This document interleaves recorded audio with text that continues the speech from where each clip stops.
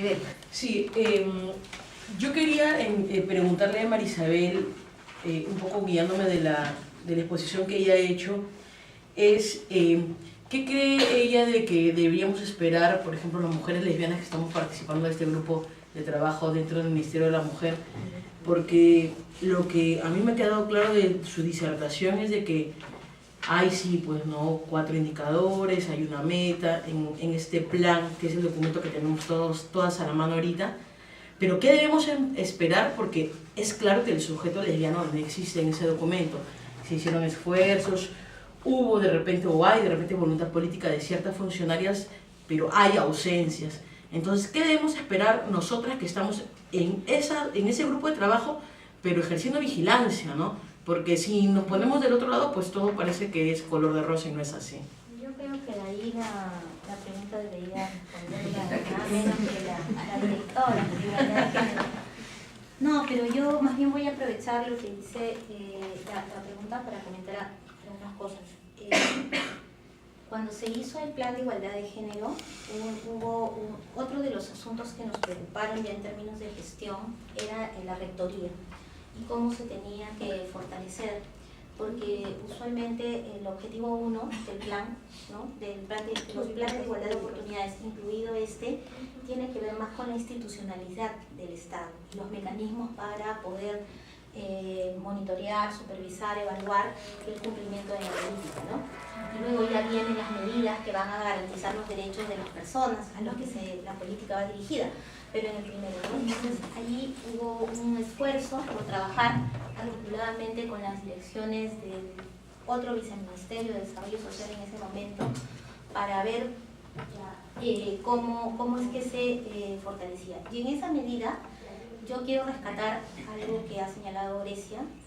Si se está revisando el plan bicentenario, a propósito de dónde estábamos y en qué incidimos, si es que se va a revisar el Decreto Supremo 027, que entiendo que es el que establece las políticas prioritarias desde la época de García, es también un proceso de incidencia interesante. ¿Por qué?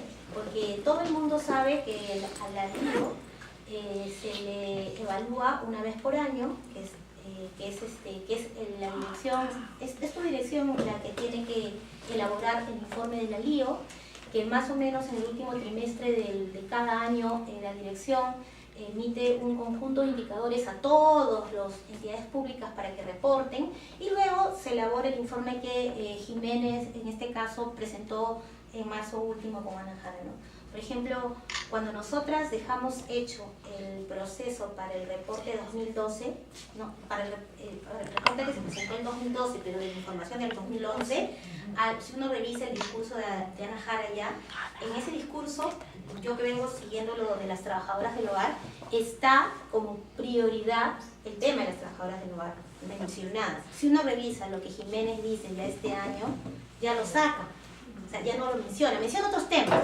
¿no? Entonces, es importante que uno tenga así como eso es más o menos conocido, de que es una vez por año y que uno tiene que irse al MINDES y decirle, si yo tengo estos derechos adquiridos ya, estas metas, bueno, en la LIO, cuando se evalúe la LIO, tiene que haber indicadores a los que tienen que reportar las entidades competentes que están aquí de las medidas generales y específicas, donde yo voy a poder preguntar, ¿y qué pasa con las lesbianas en el sector trabajo? ¿Y qué pasa con las lesbianas en el sector educación?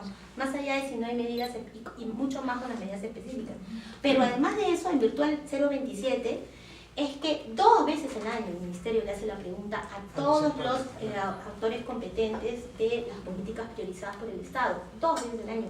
Y la matriz donde están las metas e indicadores para medir los avances del sector en la política que tiene la Rectoría, se aprueban más o menos cada primer mes del año, ¿no? Entonces, ahorita ya uno puede revisar la matriz aprobada de metas e indicadores para el año. Todo el mundo cree, ¿no?, que políticamente, desde mi punto de vista, no sé si tú coincides, políticamente, en términos de políticos, lo de la LIO, o sea, claro, va a reportarlo al Congreso, ¿no? Pero en términos de gestión, ese decreto 027 es el que todo el mundo se desespera por cumplir porque hay una consecuencia del incumplimiento. Y en esa medida, yo creo que las mesas tienen que ser, como yo conversaba con las compañeras afrodescendientes y con las compañeras trabajadoras del hogar en la época en que estábamos, que las mesas en algún momento cuando empezaron eran espacios de diálogo más o menos para recibir demandas, ¿no? Y ver cómo se responde, ¿no? Pero no solo debe ser eso, ¿no? Sino esos procesos de apropiación de los instrumentos de gestión y sobre todo de incidir en el ejercicio de la rectoría de parte del Ministerio, que tiene que ver, para mí, no tanto con la promoción de los derechos, sino con el tema de la supervisión y evaluación del impacto, ¿no? Porque las metas indicadores que se han medido de los planes de igualdad de oportunidades, de la LIO y del Decreto Supremo 27 son básicamente indicadores o en el mejor de los casos cuantitativos, pero no, sobre todo son de procesos, no miden los cambios concretos en la vida de las personas. Otra cosa que quería decir es que cuando se hizo este plan, yo voy a aprovechar a hacer dos descartes. Porque a mí, porque siempre uno tiene su momento, ¿no? Y este es el momento. Claro, yo he escuchado varios espacios donde se dice, ¿no? Uy, lo que nos dejó la gestión anterior, ¿no? Era una cosa así, que extensa y no se aterrizó con el tema de los indicadores desde los estándares técnicos que el MEF te pide, ¿no? Ojo, cuando nosotras tuvimos que irnos, ¿no? Nosotras sí teníamos todavía la fase de adecuación de la matriz de producto de la consulta a los criterios técnicos del MEF en el tema de indicadores, de metas e indicadores. Y ese proceso ya estaba conversado con un consultor que había salido, además, muy molesto del MEF, pero que tenía la experiencia y que se estaba dispuesto a hacer que esto, o sea, a ganarle al MEF indicadores de un planis, ¿no? Entonces no es que nosotras no lo vimos, no lo habíamos previsto, no, sí, estaba en curso. Creo que de haber continuado la gestión de Mocha, con la viceministra, con la estructura de asesoras y con las que estábamos ahí, porque había pues todo un conjunto desde la alta dirección, o sea, es una ventaja tener a una alta dirección aliada, ¿no?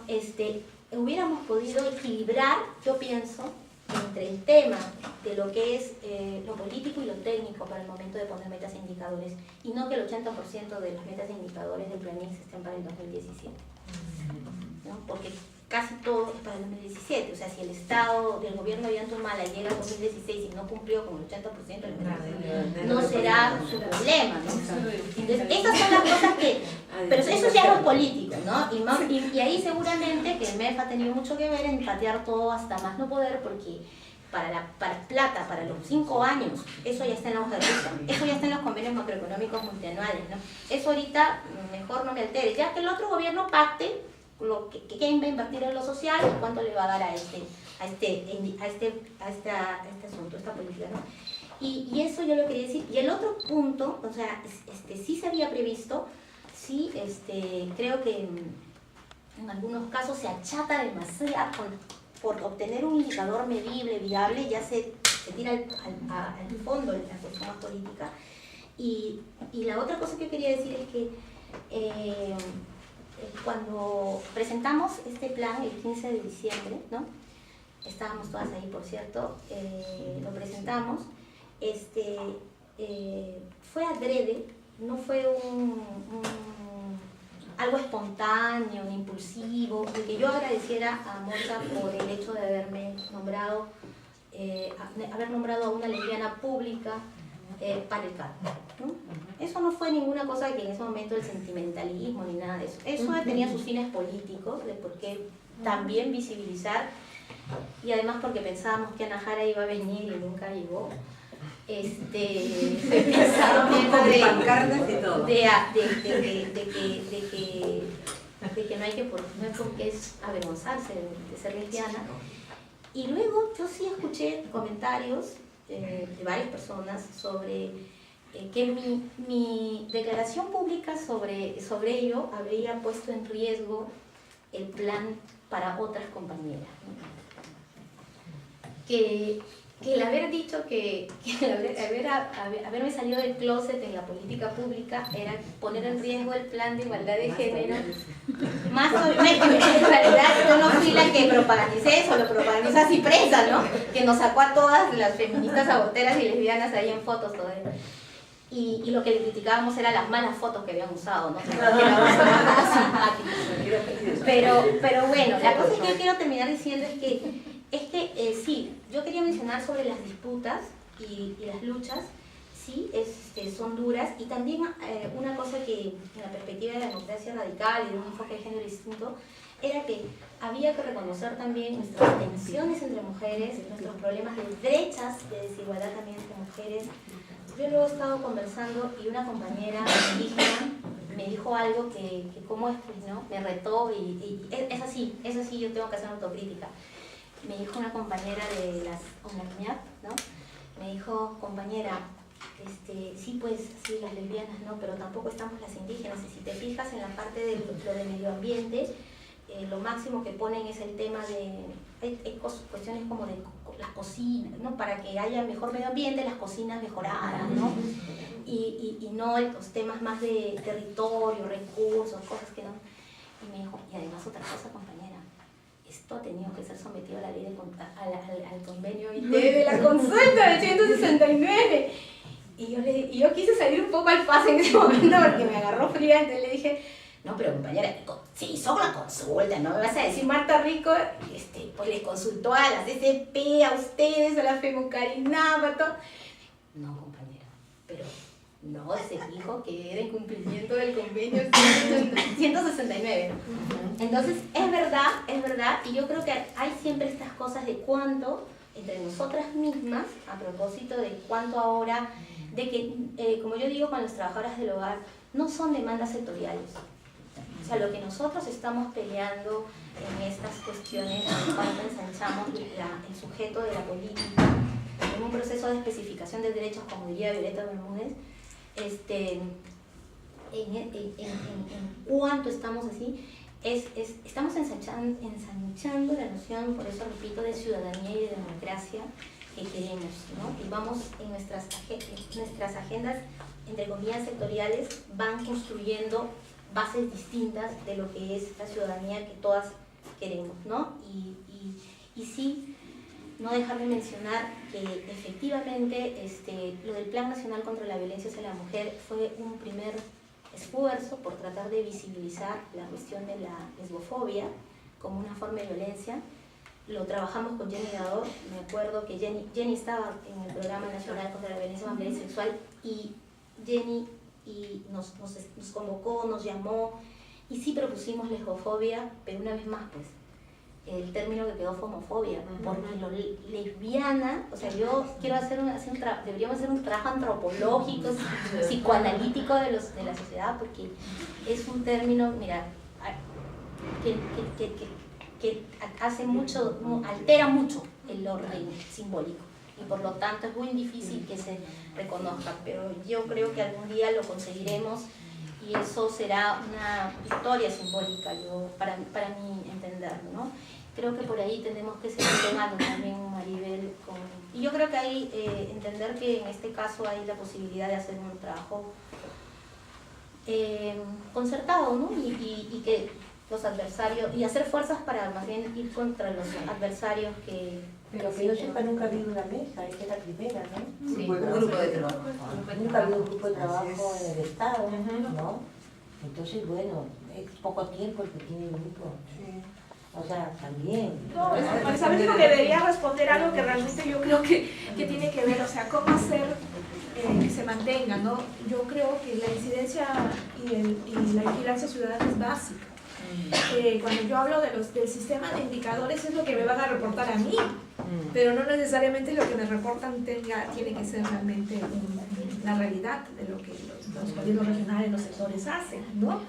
Está muy ligado a la supervisión también de cómo fortalecemos la función de supervisión del ministerio para ir viendo y confirmando, pero yo creo que fundamentalmente es la vigilancia ciudadana.